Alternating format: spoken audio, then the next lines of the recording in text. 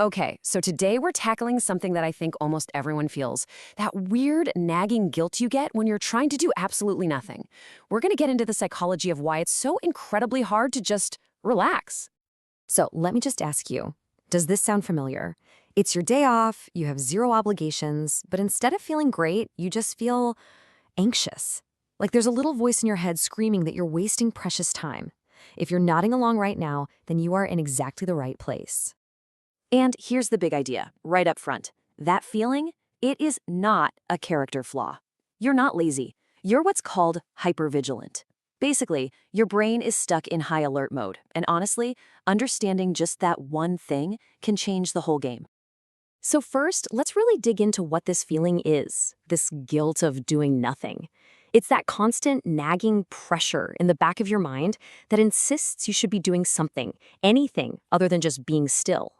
And you probably know exactly what it feels like. It's that mental to-do list that just will not shut off. Or, that antsy, jittery feeling you get when you try to sit on the couch and watch a movie. It's that constant hum of, I should be doing laundry, or I should be getting ahead on work, and it completely poisons any chance of actually enjoying your free time. Which leads us to the big question, right? If rest is so good for us, our bodies literally need it to survive, why does our own brain fight it so hard? Why does it treat a quiet afternoon like it's a major threat? Well, the answer is pretty fascinating. It's buried deep in our neurology, in the way our past experiences literally build the brain we have today. This is where it all starts to click. The key idea here is a term called early unpredictability. All this really means is growing up in a place that felt inconsistent or stressful a lot of the time. In that kind of environment, a kid's brain learns a really important lesson. Stay alert because you never know what's coming next. It was a matter of safety. So here's how the brain gets trained. Step 1, it experiences that unpredictable stress. Step 2, to survive, it adapts. It learns to be a master scanner, always looking for potential problems. And then, here's the kicker, step 3. That state of high alert, it just becomes the default setting. It becomes your brain's new normal, even when the danger is long gone. I love this analogy. Think of your brain like a smoke detector. Now, if you've had a few small kitchen fires in the past, what are you going to do? You're going to crank that detector's sensitivity way, way up.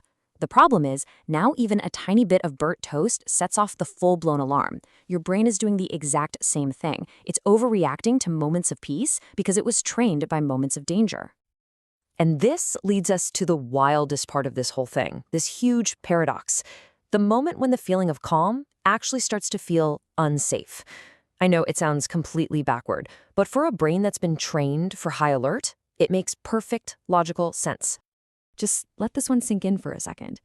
Calm once meant something could go wrong. For a hypervigilant brain, quiet wasn't peaceful. No, quiet was suspicious. It was that eerie silence before the storm, the exact moment you let your guard down, right before something bad happened. And you can see here just how differently these two brains work. A typically trained brain gets the input, no threats. The interpretation is, it's safe, so the response is to relax. But the hypervigilant brain gets the same input, no threats, and its interpretation is, whoa, wait, I must be missing something. So its response is to generate anxiety and find a task, any task, to feel productive and in control again. So it really makes you wonder, doesn't it?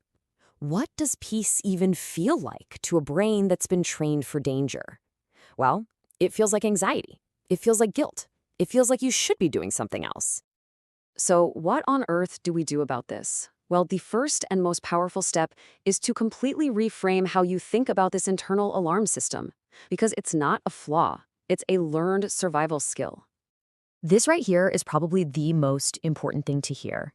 Your inability to relax is not a sign that you are broken. It's proof of a skill that worked incredibly well for a life you might not even be living anymore. It's a brilliant skill that has simply outlived its purpose. So the takeaway here is that what you're feeling is not some personal failure. It is a deeply ingrained protective system that your brain built to keep you safe. In a way, it's actually a sign of your own resilience. And just understanding why your brain is doing this, that is the first massive step toward teaching it that it's finally okay to relax. So I'm going to leave you with this last thought. That internal alarm, it's probably going to keep ringing for a while. That's what it was designed to do. But now that you know it's just a super sensitive smoke detector and there isn't actually a fire, you get to decide how you respond. Thanks so much for tuning in.